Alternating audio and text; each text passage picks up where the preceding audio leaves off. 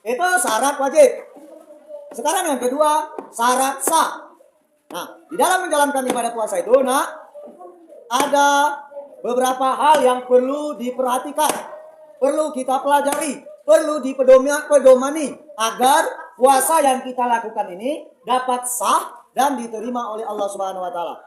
Apa saja syarat-syaratnya? Yang pertama, orangnya harus beragama Islam. Kalau nyoy tidak beragama Islam, kalau dia beragama di luar agama Islam, menurut agama kita hanya dianggap menahan lapar dan haus dan tidak dianggap melakukan ibadah berdasarkan agama kita.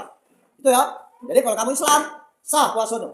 Tapi kalau kamu beragama di luar Islam, tidak sah. Nah, kita di sini agama Islam bukan? Kita di sini beragama Islam bukan? Ya. Nah, kalau beragama Islam, kelak wajib lakukan puasa. Makanya perhatikan dulu. Ngobrol nih. Yang kedua, syarat sah berpuasa yaitu mumayyiz. Mumayyiz artinya sudah dapat membedakan antara yang baik dan yang benar. Pekerjaan yang salah dan yang benar. Itu namanya mumayyiz. Kira-kira, perhatikan dulu. Ganggu orang itu pekerjaan baik apa tidak? Tidak kan? Artinya kamulah tahu bedakannya. Kalau pekerjaan mengganggu orang itu tidak baik. Mencuri itu kira-kira perbuatan baik apa bukan? Nah, kamulah tahu itu mencuri adalah perbuatan buruk. Maka, oleh karena itu, kita sudah termasuk kepada syarat sah melakukan ibadah puasa. Yang ketiga, syarat sah melakukan ibadah puasa yaitu suci dari haid dan nifas.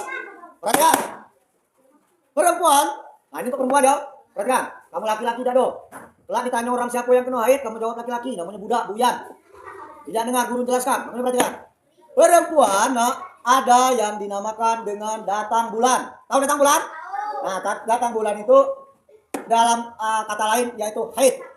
Haid ini dialami oleh perempuan, seluruh perempuan yang masih usia subur sekali di dalam 1 bulan.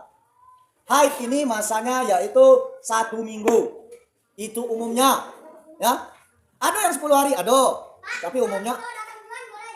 Nah, makanya dengar dulu, justru Bapak jelaskan. Kalau perempuan sudah datang bulan, pada saat dia terkena haid itu ataupun datang bulan, dia tidak diperbolehkan berpuasa. Tidak boleh puasa, tidak boleh sholat, tidak boleh masuk masjid, tidak boleh pegang Al-Quran. Itu orang yang sedang terkena haid. Haram hukumnya orang yang haid melakukan ibadah puasa. Haram hukumnya orang yang haid pegang Al-Quran. Haram hukumnya orang yang haid masuk ke dalam masjid.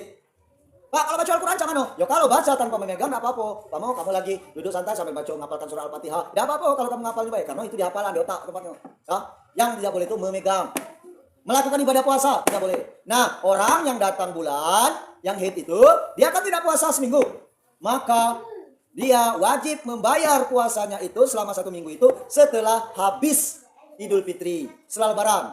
Boleh langsung dibayar sekaligus selama 7 hari. Boleh dicicil sampai batas masuknya Ramadan tahun depan. Artinya ada 11 bulan tenggang waktu yang diberikan untuk dia membayar 7 hari yang dia tidak puasa tersebut. Itu ya, paham ya?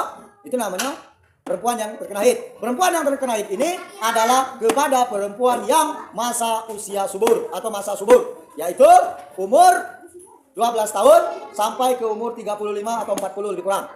Kalau umur 60 itu tidak ada lagi haid, maka dia akan berpuasa full selama 1 bulan.